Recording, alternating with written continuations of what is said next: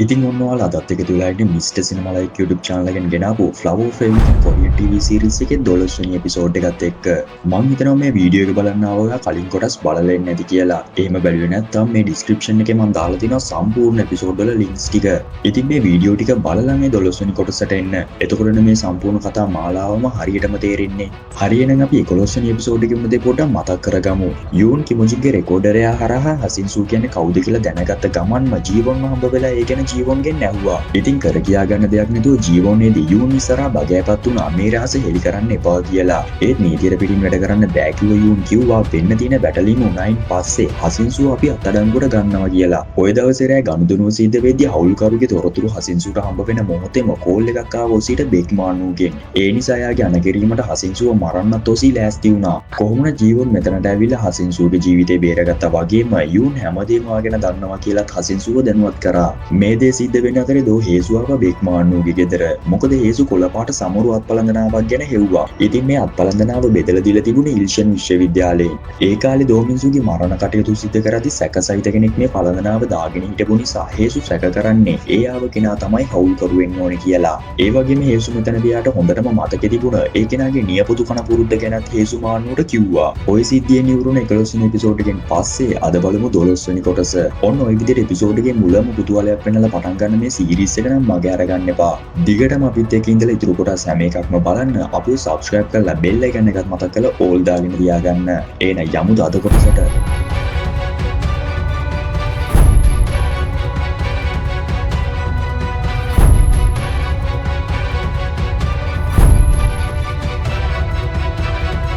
ඉතින් මොන්න 12 වෙනි එපිසෝඩ් එක ආරම්භ වෙන්නේ එක අතීතයේ සිද්ධියකින්. මේ දවසේ රෑ තමයි දෝහසින්සු බේකීසන්ගේ වාහනේට හැප්පුණ ඒ දවස.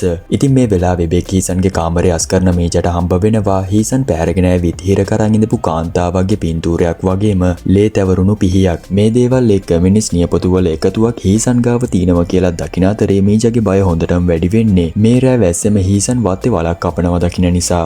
ඉතින් මේ දේවල් නිසා මේජ දැනම් මිදලා තිනවා හීසන් කියන්නේ මනෝව්‍යාධික දාමඝාතකයෙක් කියලා. කොහොමුණත් මේ දවසේ මෙහෙම වලහාරලා තින්නේ එයාගේ අතින් පාරේදී හැප්පුණ දෝහසින්සුව වල දාන්න. ඉතින් මේ සිද්ධිය මීජට හිතා ගන්න බැරි වෙනවත් නිසා මේ වෙලාවේ ඇති වුණ ඒ පීඩණයට හීසන් ගාව තිබුණු ලේ තැවරුණු පිහියෙන්ම මීජ හීසන්ට අනිනවා. ඉතින් මොන්න ඒ දවසින් පස්සේ තමයි දෝහසින්සුව එයාලගේ පුතාගේ අනන්‍යතාවයෙන් ජීවත් කරන්නේ.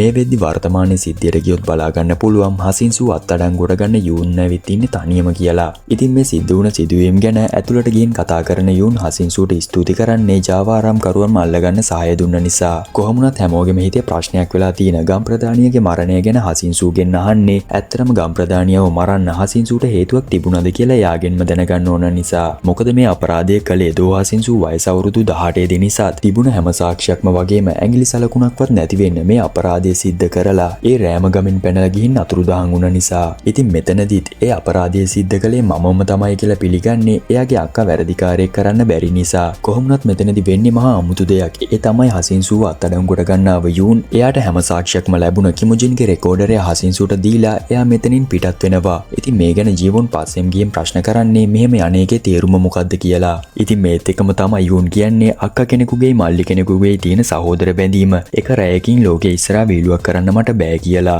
ඉතින් මේ දේ එක ජීවුන්ට තේරෙනවා යූන් දෝහසින්සු වැරදිකාරයෙක් කියලා පිළිගන්නේ නෑ වගේම හසින්සුට නීතියෙන් බලපෑමක් කෙල්ල වෙන්නෙත් නෑ කියලා. කොහොමුණත් හසින්සුට සතුටින් ජීවුන් කියන්නේ ඔයා ගැන යූන් අදින් පස්සේ හොයන එකක් නෑ කියලාත් එයා වුණත් පිළිගන්නවා හසින්සු කියන්නේ අපරාධකාරයෙක් නෙමෙයි කියලා. ඉතින් මේ සිද්ධිය මෙහෙම වෙද්දී ජීවුන්ගේ අම්මා ගාව මේ වෙනකම් හිටපු එවුන්හාව ආයෙමත් ගෙදර එක්කම් වෙන සිද්ධියක් පෙන්නනවා. මෙතනදී හසින්සු හැංගීම් බර වෙන්නේ එයාට ආයෙමත් එවුන්හා එක වගේම ජීවුන් එක්ක සතුටින් ඉන්න අවස්ථාවක් ලැබුණ නිසා. ඉතින් මේ දවසේම වෙන සිද්ධියකින් පෙන්නන්නේ මේ වෙද්දී යූන් තනියම හම්බ වෙන පොලිසිය ළඟට ඇවිත් ඉන්න හසින්සුව.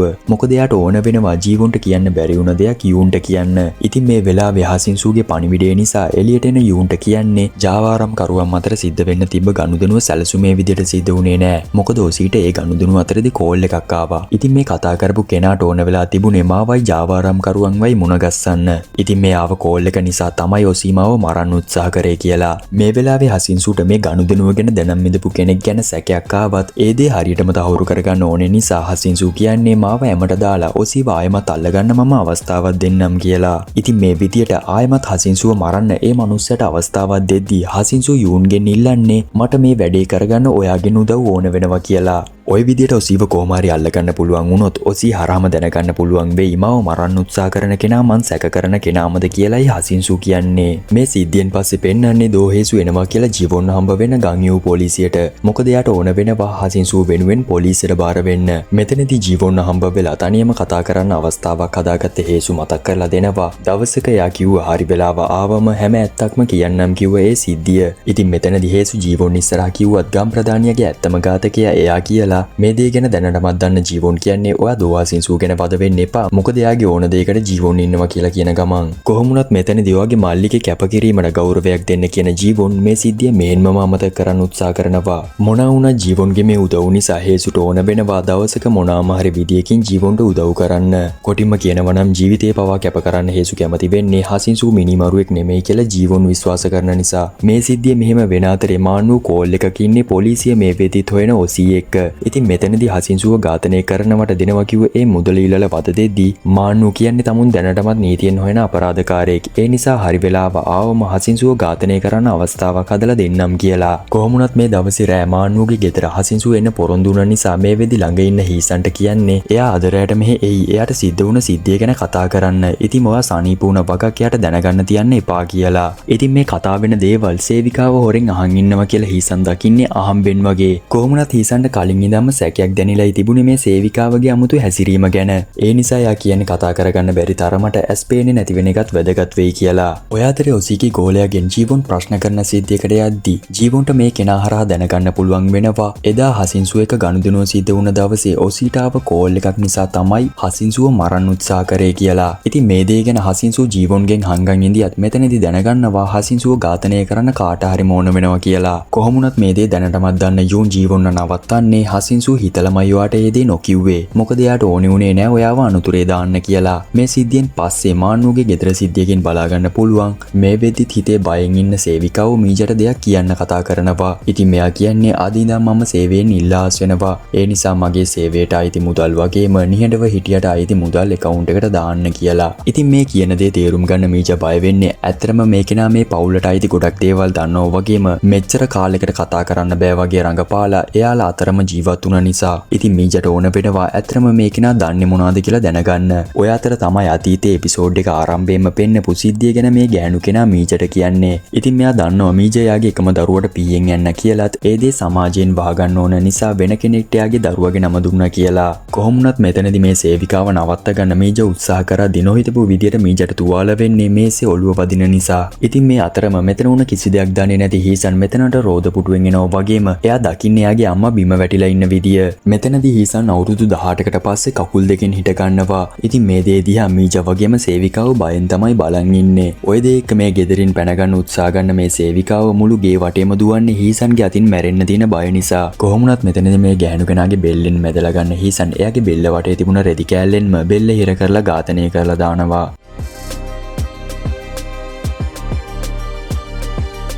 ඉතින් මේ ගැන මීජ කෝල් කරලා මාන්නුට කියන නිසා ඒ ගමන්ව වගේ ගෙදර එන මාන්නු දකින්නේ මේ වෙදිත් ඝාතනය වෙලා ඉන්න මේ ගෑනු කෙනාව. මේ මොනවාද වෙලා තින්නේ කියලා හිතා ගන්න බැරුව මාන්නු ඉන්න අතරේ මේ හැම තරහක්ම හීසන්ගෙන් පිට කරද්දි මීජ කියන්නේ හීසන් ඒ දේ කරේ නැත්තම් මම ඒ දේ කරන්නයි ඉඳියේ. මොකද ඒ සේවිකාව අපි ගැන දන්න දේවල් ගොඩක් වැඩි. අපේ අඩුපාඩු වාසියක් විදියට පාවිච්චි කරන් මැරෙනකම වාසි ගන්නයි හැදුවේ. ඉතින් මේ නිසා මං හීසන්ගේ වගකීම බාර ගන්නම් කියලා මීජ මෙතනදී කියනවා. ඔය වෙලාවෙම වගේ හසින්සුගෙන් එන කෝල් එකක් ආන්සර් කරන මාන්නුට දැනගන්න පුළුවන් වෙනවා අද රෑට එයාව හම්බ වෙන්න එන්න හිටපු ගමන හසින්සු එන්නේ නෑ කියලාත් මාන්නුට අයිති සමා හවුස් එකට අද රෑ හසින්සු ව්‍යාපාරික හමුවකට යනවා කියලා. ඉතින් මේ දේ හසින්සු ඕන කමින් කියන්නේ මාන්නු එයාව මරන්න උත්සාහ කරනවා නම් ඔසීව අනිවාර්යෙන් මේ සමා හවුස් එකට එවනවා කියලා එයා දන්න නිසා. ඉතින් මේ විදියට අද රෑ හසින්සු යන ගමන ගැන මාන්නුව දැනුවත් කරද්දී හසින්සු අනුමාන කරපු විදියට එයා යන ගමන ගැන මාන්නුව ඔසීව දැනුවත් කරනවා. ඔන්න ඔය විදියට ඔසීට හසින්සුව ඝාතනය කරන්න අවස්ථාවක් හදලා දෙද්දී ඒ ගමන යන ඔසී පොලිසිය වාහනේ ලෑස්ති කරගන්නවා. ওই සිද්ධියෙන් පස්සේ මේ හැම දෙයක්ම සැලසුමකට අනුව සිද්ධ වෙද්දී හීසන්ගේ සැලසුමට අනුව ඝාතනය වුණ සේවිකාවගේ මල සිරුර අතුරුදහන් වෙනවා. ඉතින් මේ වෙද්දි මානු වගේම හීසන් සූට් කේස් එකක දාගෙන ඇදන් මෙන්නේ ඒ මල සිරුර කියලාත් පැහැදිලි වෙනවා. ඉතින් මේ ශරීරයේ වාහනේ ඩිකියට දාගන්න සිද්ධියක් තමයි පෙන්වන්නේ. කොහොමුණත් ඔය අතර තමයි මේ හැමෝම පුදුම කරවන දෙයක් සිද්ධ වෙන්නේ. ඒ තමයි මේ වෙද්දි සමා හවුස් එකට යනවා කිව්ව හසින්සු ජීබොන් එක මානුව හම්බ වෙන්න ඇවිත් තිනවා කියලා දකින්නේ. ඉතින් මොන්න මේ වෙද්දි ඝාතනය වුණ ශරීරයක් එක්ක ඉන්න අතරේ පොලිස් කාන්තාවකුත් මෙහෙට ආවම කොහොම තියෙයිද කියලත් මේ දේ අභිරහසක් විදියට හංගන් ඉන්න පුළුවන් වේවිද කියලත් ඊළඟ අන්තිම එපිසෝඩ් 4න් බලමු. ඉතින් මේ වෙනකම් කතාව බලපුව ඔයාට හිතෙන දේ කමෙන්ට් එකක් විදියට දාන්න වගේම ඊළඟ අන්තිම කොටසත් එක්කත් එකතු වෙන්න අපිව සබ්ස්ක්‍රයිබ් කරලාම ඉන්න. එහෙනම් අපි ආයෙමත් ඊළඟ වීඩියෝ එකෙන් ඉක්මනටම හම්බ වෙමු. ආද එක්ස්ප්ලනේෂන් එකට ලයික් එකක් දාන්න අමතක කරන්නත් එපා. ඒ වගේම මතක් කරන්නේ ඔය දින බෙල් අයිකන් එක ඕල් දැම්මොත් විතරයි අපි ඊළඟට දාන රිවිව්ස් ඔයාලට නොටිෆිකේෂන් එකක් විදියට එන්නේ. එහෙනම් 13 වෙනි එපිසෝඩ් එකෙන් ආයෙමත් හම්බ වෙනකම් අදට ගිහින් එන්නම්.